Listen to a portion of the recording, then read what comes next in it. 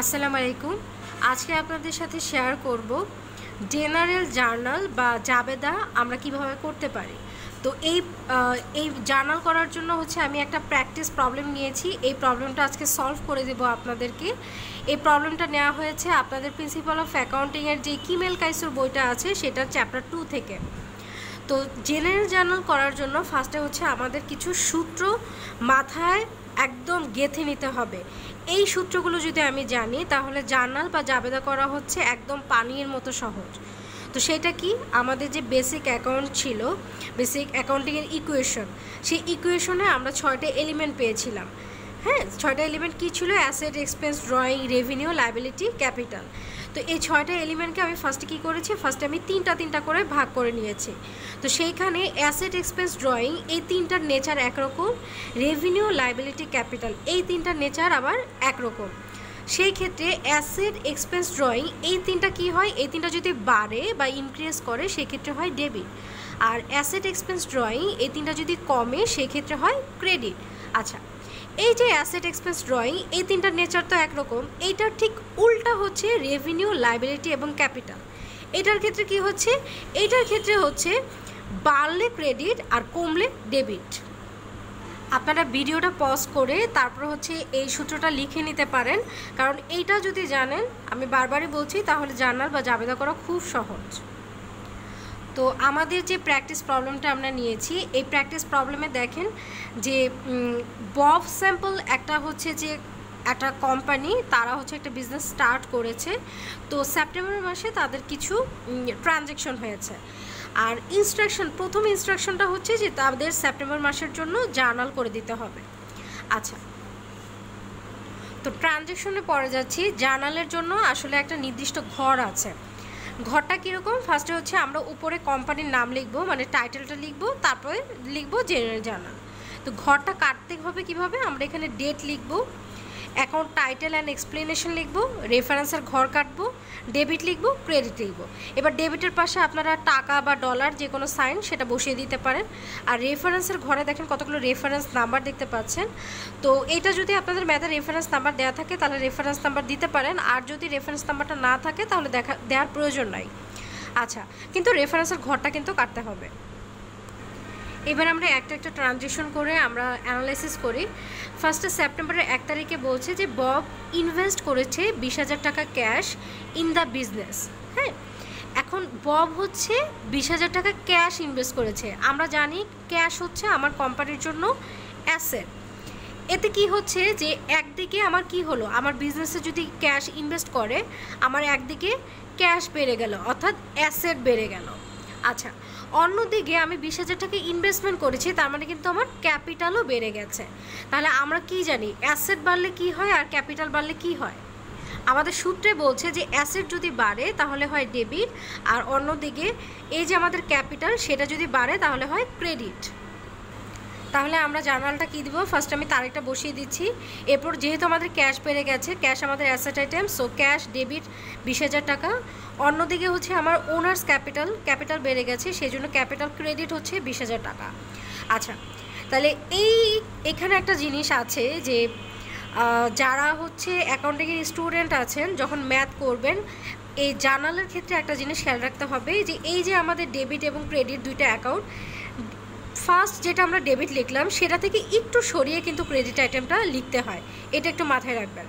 আচ্ছা, এরপর যে একটা এক্সপ্লেনেশন দিয়েছে, এক্সপ্লেনেশনটা আপনারা আপনাদের নিজেদের ওয়ার্ডে লিখবেন। এটা একদম সেম টু সেম এই লাইনটাই লিখতে হবে, এরকম কিন্তু কোনো কথা নাই। সো আপনারা আপনাদের মতো আপনাদের ভাষায় লিখতে পারেন। ভাষা মানে ইংলিশে যদি ম্যাথ থাকে তাহলে ইংলিশেই লিখবেন, কিন্তু আপনাদের নিজস্ব ওয়ার্ডে আপনারা লিখতে পারেন।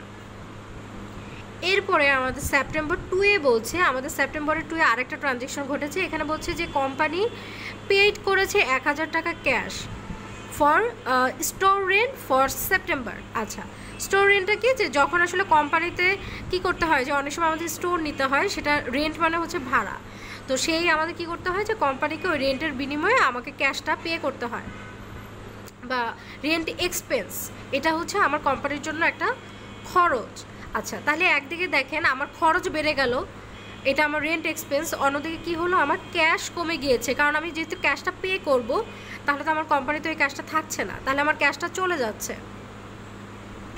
তাহলে কি হচ্ছে, একদিকে আমার এক্সপেন্স বেড়ে যাচ্ছে, অন্যদিকে আমার ক্যাশ কমে যাচ্ছে।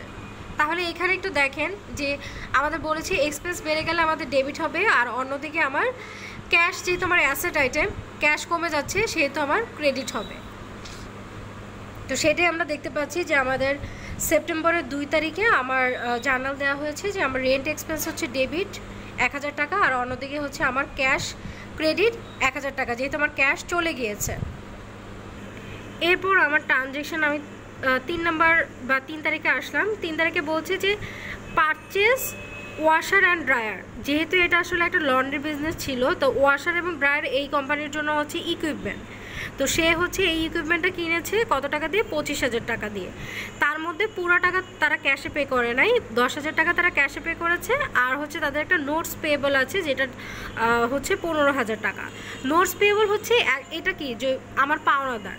হ্যাঁ, অ্যাকাউন্টস পেয়েবল এবং নোটস পেয়েবলের মধ্যে পার্থক্য হচ্ছে অ্যাকাউন্টস পেয়েবল যেখানে দুইটাই কিন্তু আমি যখন বাকিতে পারচেস করি দুইটাই একই ধরনের পাওনাদার ব্যাপার বা লাইবিলিটি আইটেম, কিন্তু অ্যাকাউন্টস পেয়েবলের ক্ষেত্রে কোনো মানে রিটেন ডকুমেন্টস থাকে না, বাট নোট পেয়েবলের ক্ষেত্রে কিন্তু রিটেন ডকুমেন্টস থাকে, যেখানে বলা হয় যে এত মাসের মধ্যে দিতে পারলে ইন্টারেস্ট পাবে, এরকম নানা ধরনের কন্ডিশন থাকে। তো যাই হোক, তো নোট পেয়েবলও কিন্তু আমার কোম্পানির জন্য হচ্ছে লাইবিলিটি। আচ্ছা, তো এইখানে এত মানে চিন্তা করার প্রয়োজন নেই। ফার্স্টে আমি চিন্তা করবো যে আমি যেহেতু ওয়াশার এবং ড্রায়ার কিনেছি আমার লন্ড্রি বিজনেসের জন্য, এটা আমার ইকুইপমেন্ট, তো ইকুইপমেন্ট আমার কোম্পানির জন্য অ্যাসেট। আমরা জানি কি অ্যাসেট বেড়ে গেলে হচ্ছে আমার ডেবিট হবে, তার মানে আমার ইকুইপমেন্ট ডেবিট হবে। অন্যদিকে আমি পে করেছি হচ্ছে 10,000 টাকা ক্যাশ, তাহলে ক্যাশ হচ্ছে আমার জন্য অ্যাসেট আইটেম, যেহেতু আমার এখানে অ্যাসেট কমে গেল মানে ক্যাশ কমে গেল, তাই ক্রেডিট হবে। অন্যদিকে বাকি 15,000 টাকা কিন্তু আমি দেই নাই, এই টাকাটা আমাকে দিতে হবে। আমার নোট পেয়েবল বা আমার লায়াবিলিটি কিন্তু বেড়ে গেল, তার মানে কি লায়াবিলিটি বেড়ে গেলে কি হয়, লায়াবিলিটি বেড়ে গেলে হচ্ছে আমার ক্রেডিট হয়। তাহলে 3 নম্বরে আমার জার্নাল কি দাঁড়াচ্ছে যে আমার যেহেতু আমি ইকুইপমেন্ট কিনেছিলাম, আমার ইকুইপমেন্ট আইটেম বেড়ে গেছে তাই ডেবিট, অন্যদিকে আমার ক্যাশ ডেবিট ক্রেডিট হচ্ছে 10,000, আর নোট পেয়েবল আমার ক্রেডিট হচ্ছে 15,000। এরপরে 4 তারিখে আমরা দেখতে পাচ্ছি যে 1200 টাকা পেইড করেছে একটা ইন্স্যুরেন্স পলিসির জন্য। তাহলে ইন্স্যুরেন্স পলিসিটার জন্য তারা 1 বছরের জন্য আগেই তারা প্রিপেড করেছে, অর্থাৎ অ্যাডভান্স টাকাটা দিয়ে ফেলেছে। তাহলে এখানে আমার একটা প্রিপেড ইন্স্যুরেন্স হয়েছে বা প্রিপেড এক্সপেন্স হয়েছে। তো আমরা জানি প্রিপেড এক্সপেন্স হচ্ছে অ্যাসেট আইটেম, তো এখানে প্রিপেড ইন্স্যুরেন্স আমার অ্যাসেট বেড়ে গেল, তো অ্যাসেট বেড়ে যাওয়ার কারণে এটা আমার ডেবিট। আবার ঠিক অন্যদিকে আমি পেড করেছি 1200 টাকা, তার মানে কি আমার ক্যাশ চলে গেছে। তাহলে ক্যাশ যদি চলে যায়, ক্যাশ যেহেতু আমার অ্যাসেট আইটেম, তো ক্যাশ কমে গেল, এই জন্য ক্যাশ হচ্ছে আমার ক্রেডিট। তাহলে আমরা কী দিচ্ছি, প্রিপেড ইন্স্যুরেন্স, এটা হচ্ছে আমার ডেবিট, অন্যদিকে আমার ক্যাশ হচ্ছে ক্রেডিট।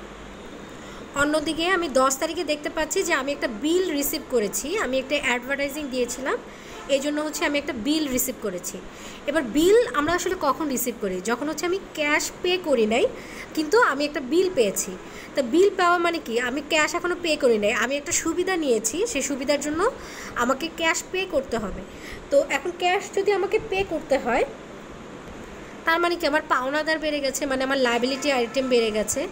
আবার অন্যদিকে আমি তো এখানে আমি খরচ করেছি, আমি অ্যাডভার্টাইজিং এক্সপেন্স করেছি, তাহলে আমার খরচও বেড়ে গেছে।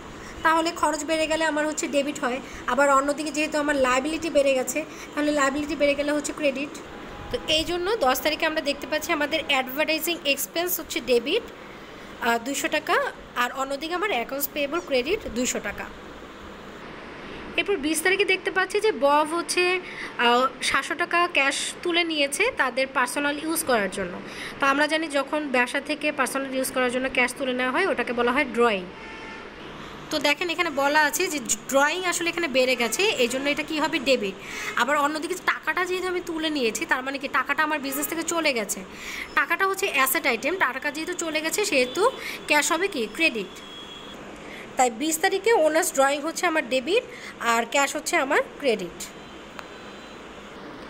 এবার 30 তারিখে বলা হচ্ছে যে কোম্পানি ডিটারমাইন করেছে ক্যাশ রিসিভ করবে, মানে সে একটা সার্ভিস দিয়েছে, লন্ড্রি সার্ভিস দিয়েছে, এই জন্য হচ্ছে ক্যাশ রিসিপ্ট করেছে হচ্ছে 6200 টাকা।